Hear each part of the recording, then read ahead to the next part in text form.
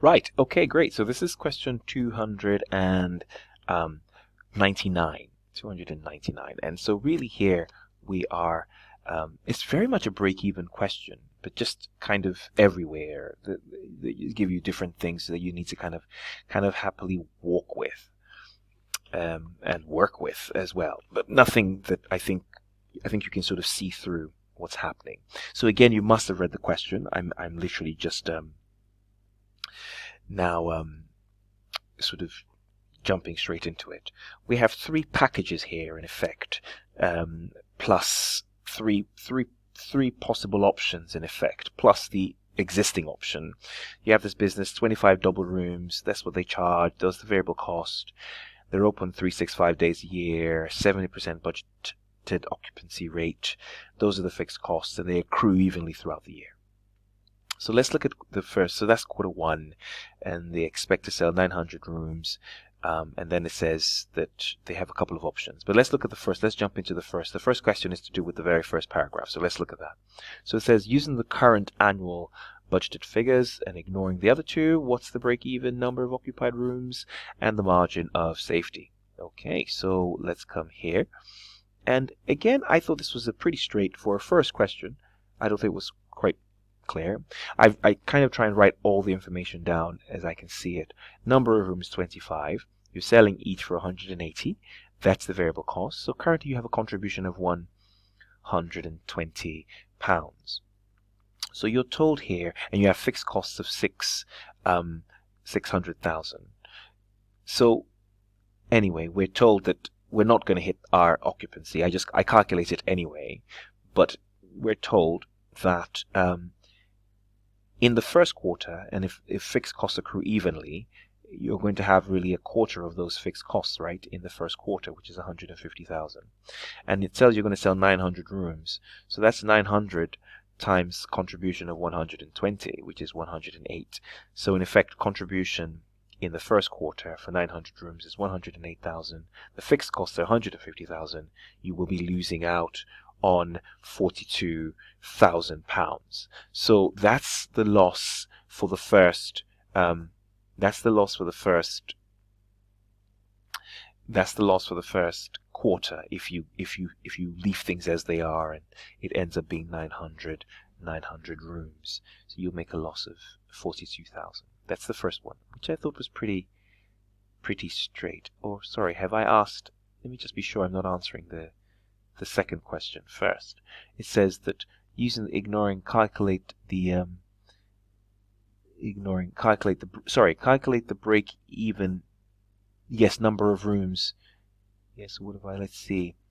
Sorry, that was the second question, which is fine. I can come to that. Let me just look at that. And yes, so that's the second question. Ignoring the two proposed projects, calculate the budgeted profit or loss for quarter one. Explain whether the hotel should be closed for the duration. So currently, if you stick to this system right now, that's what's going to happen. You're going to make a loss of 42,000. Let's look at the other one. Sorry, the initial question about break even. So here you have fixed costs of 600,000.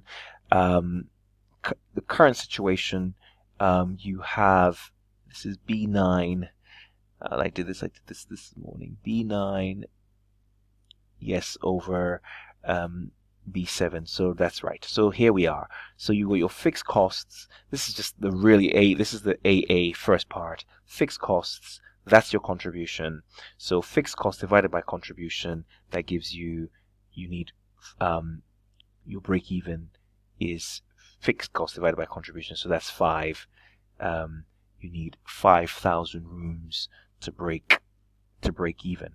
Your budgeted room availability, we're told, is 70% occupancy. What does that mean? That's, you have 25 rooms, 365 days open, and you have a 70% chance that they will all be open. That's what you're aiming for anyway.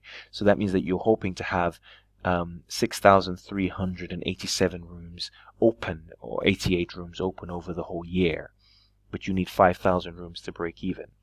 So in effect, your margin of safety is that, well, if we can get that, that's our break even. It's the difference, isn't it, between our budget and our break even divided by our budget. Remember, it's falling from the budget. And that, if you like, is what you see me do here, which is 6387 minus the 5,000, giving me 1387. And when I divide that, if you like, by, of course, the original starting point, I get a break even of 22%. Sorry, a margin of safety of 22%. So the key here is just kind of almost feeling your way through the question and just pretending it's your business, if you think of it that way. Oops, sorry, I don't even know where that came from. It's feeling your way through the business and see what's going on. You have 25 rooms and just try and kind of see where they're going. There's 25 rooms over 365 days times 70%, and trying to tease out what they're looking for. Okay, great. So that's kind of, I've done A and B. I kind of almost did them in reverse, where I found out what was happening at 900 rooms. But they were asking what the situation was before we even think about the 900 rooms. So I've looked at what's happening with the 900 rooms. And you made a loss of 42,000. Okay, great. So then they tell you to go and look at those projects. So let's just go back to the question. And it says that calculate the break-even in sales value for project 1 and explain whether they should adopt the project. So for project 1, what we have here is that is this. It looks long-winded, but it's not crazy. It's not crazy. So currently, the question is also quite. You have to read it carefully. It says here that project 1 would not affect.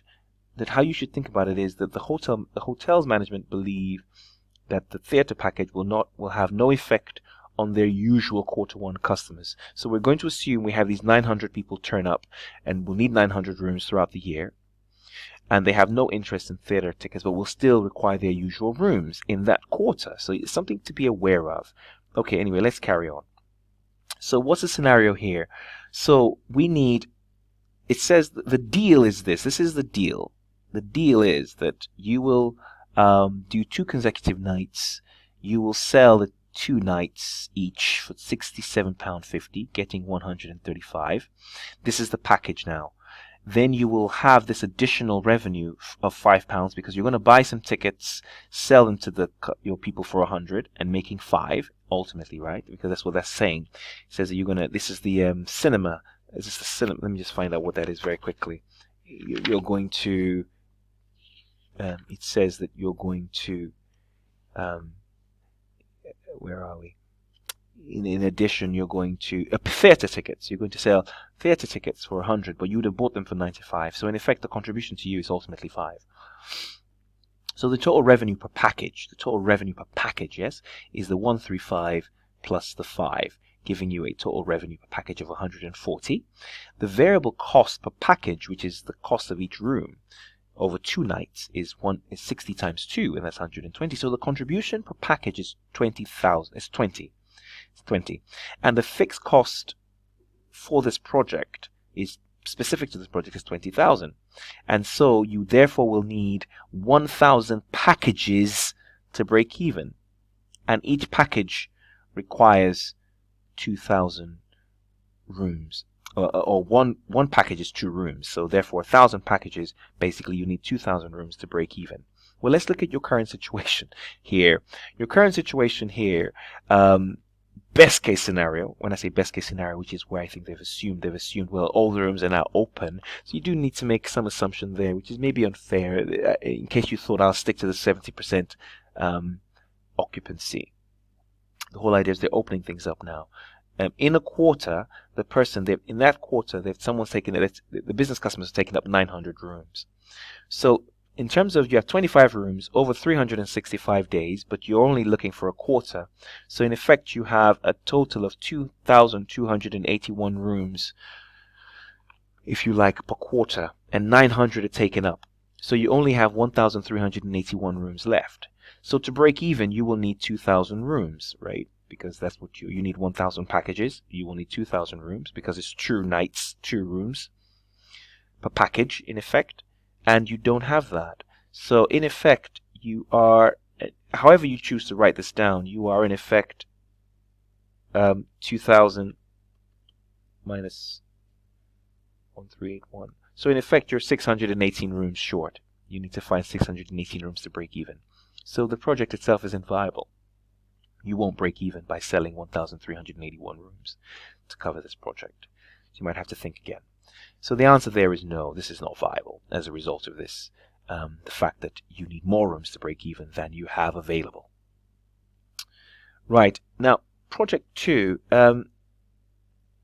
it's an interesting one. The way I've seen this here is that, well, they've kind of clumped everything together. I think they want you to just write and discuss and show your understanding. You're given a graph, and let's go to the graph and so we can see what's happening. And I think the graph is relatively fair in terms of you being able to pick out what you can see here. So we can see, certainly for sure, we can find out what the selling price is. I know that it's sales at 8,000 occupied rooms. I'm selling 2 million. If this wasn't, maybe you weren't happy with the 500 to 2 there, and if you like, because you could also have found it from here, the 5161. You could have found a number. You can't actually, because then you'd have had to guess. But I think this one, definitely 8,000 here, is perfect. So that's what I did. I said, well, in terms of, this is the revenue 2 million, and at 2 million, I'm occupying 8,000 rooms in terms of projections, a straight line. So when I divide the two, I can find what the revenue is per room. That's the kind of thing I'm trying to find. So I'm selling each room now for 250 with this new additional restaurant. So in terms of working out the variable cost, let's just kind of work out how we actually arrive at this variable cost situation. And I've written it out there in the slides. And what have I said? In effect, I've said that we have a scenario where we have we're told that the break-even is, let's just go back again, discard. We're told that the break-even is 5161. So that's the break-even, 5161. And we're told fixed costs, and we're also given selling price. So in effect, I'm trying to find the variable cost. So fixed costs of fixed costs 800,000. Yeah, that's it. Where are we? So we have fixed costs in effect. Right, remember the fixed cost of a selling price minus variable cost is equal to break even. So in effect I have 800,000 divided by 250 minus my variable cost, which is equal to 5161 in effect. That's what you can see me doing over here. That's what this is sort of telling me. You might have found this differently, but that's kind of what we've done. And when you pull this equation out, when you expand on this equation, because that's what this is, right? When you expand on this whole thing, you have 800,000, is equal to 5161 times 250 minus 5161 VC, right? Or well, however you want to call it, 51. You need to basically find it. And you will find out that VC is equal to £95. So you pull this whole thing out, you have there your variable cost is £95. Okay, so now that your variable cost is £95, you know what that is. Okay, you're thinking, right, let's see here. Well, if my variable cost is £95 and that's my revenue, I can find my contribution. And you're thinking, okay, great, so that's the variable cost now. I can find my contribution, and let me see how I progressed this. Yes, so I had occupancy 80%. So I think now what you're looking to discuss, let me just sort of see 2000 minus G26. Let's just make sure. No, sorry, let me not mix up the projects. Yes, I think what we found out here was we needed 5161 rooms to break even. That's your variable cost. Let's look at contribution. Contribution, you can work that out as well. I think that's a good idea to make sure you just work it out. And then your contribution there is the 250 minus 95. So we have contribution of 155. So a number of issues here, I guess, is what they want you to talk about. First of all, so I guess the first key thing to highlight, if you like, is the fact that I think it's just highlighting issues. The fact that fixed costs have increased. So we now have fixed costs have increased, and by 200,000, and just sort of being very clear about that. And in effect, because fixed costs have increased, what you've also gone along and done, if you like, in order to cope with this, is to increase. Again, you can see we're only just highlighting, comparing. We're saying, well, fixed costs have increased from 60,000, 600,000 to 800,000. Revenue has also increased to compensate, of course, for the increase in variable costs. The variable costs have also increased. So you're just almost highlighting the fact that variable costs have increased, revenue has also increased. You needed break even. Break even was 5,000 once upon a time. Now break even actually is 5,161, if you like. So this is I think these are the core issues to kind of highlight as a result of what's taken place. So again, I think you could actually write generally about this. The fact is that this is a new business. This is, I think, bringing the softer issues into this question. There have been a hotel. There's some assumption that somehow that we can quickly scale up in terms of bringing new people in and running a restaurant efficiently, and people actually coming to our restaurant. I mean, will they come to our restaurant? Will they be happy to pay for the restaurant inclusive, given that we understand the hotel model, that sometimes people just want to stay in a hotel and they don't want to pay they want to be able to choose whether or not they pay for the restaurant. So this is slightly skewed. I wouldn't say it's a very good way of analyzing this. What we really want is to be able to break up the costs of the hotel from the cost of the restaurant, to really investigate clearly whether each is breaking up as a separate component as opposed to mixing them up together. So that's, I think, the kind of thing you want to write, you want to focus on, as opposed to putting them together, because that will not allow you to do very good. That's not very useful information. I think the other thing you want to highlight is this thing here, which is, I think, fairly rational, that they intend, if we look at the graph, so the graph says that we intend on using 7,300, that's our budget, 7,300 rooms. So the argument, they believe that it will occupy 7,300 rooms.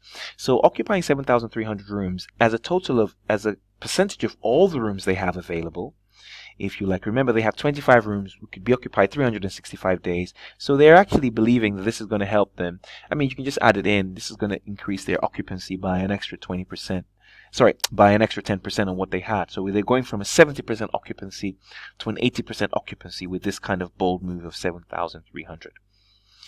I've calculated the margin of safety. Sorry, this is not the margin of safety. The margin of safety is, if you like, 700 minus 5,161 divided by,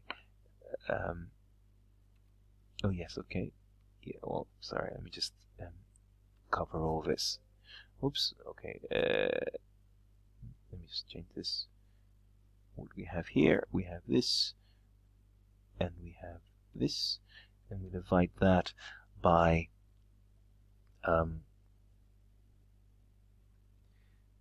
the 7,300, which is B48. So B48. Yeah, so 29%. This is a better. You could talk about this is a better margin of safety, but we're making a lot of assumptions here, really, aren't we? We believe somehow that we're going to be able that this restaurant will work as in its first year. So maybe this is a bit ambitious. I think I would argue that way, but so we do have, again, like I say, a better margin of safety, and you could go ahead and calculate some profits. Whether or not you do, I don't think it's the issue. I think it's the fact that you're aware about the changes, if you like, and you can talk about that using percentages, as in the increase in fixed cost. You can talk about the percentage increase, the increase in contribution, or probably more the increase in revenue, and the change in break even, margin of safety, occupancy. I think you're there. You're scoring most of the marks. Cool, great stuff. So that's 200 and question 299. But the big point really is that this part was more you talking a little bit more, as opposed to project 2 talking a bit more and just pulling out some numbers. It says you have up to 4 marks for the calculation. So you can see there we've got those 4, and then write a little more, probably get another 2.5, 3 marks. So that's 7 out of 8, which is pretty good. Okay,